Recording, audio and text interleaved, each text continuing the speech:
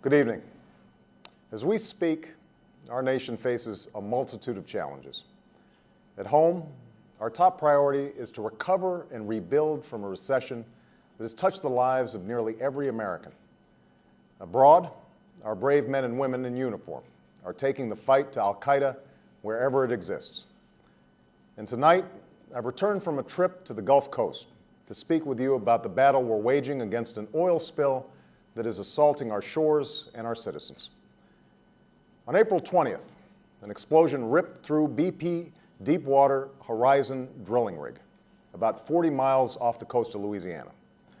11 workers lost their lives. 17 others were injured. And soon, nearly a mile beneath the surface of the ocean, oil began spewing into the water. Because there's never been a leak this size, at this depth, stopping it has tested the limits of human technology. That's why just after the rig sank, I assembled a team of our nation's best scientists and engineers to tackle this challenge.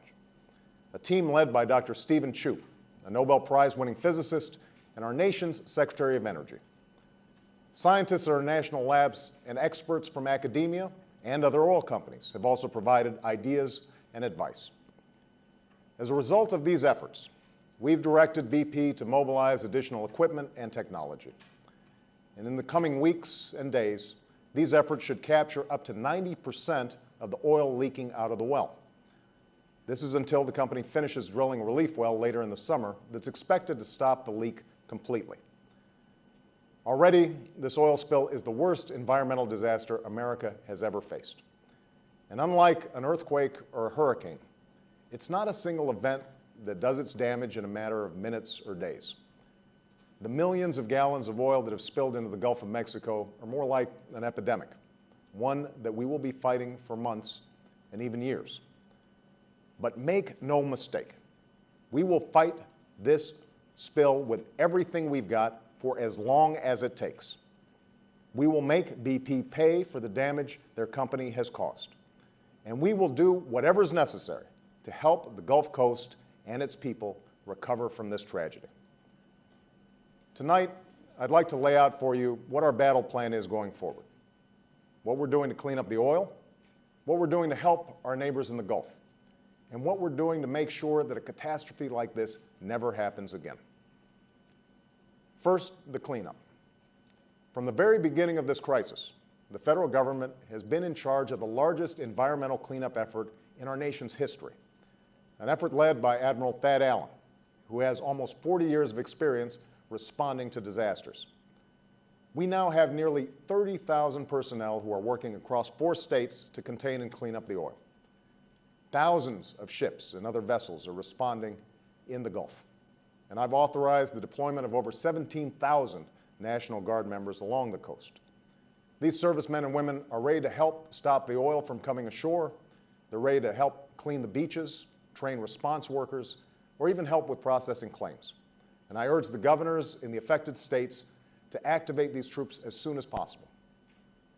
Because of our efforts, millions of gallons of oil have already been removed from the water through burning, skimming, and other collection methods.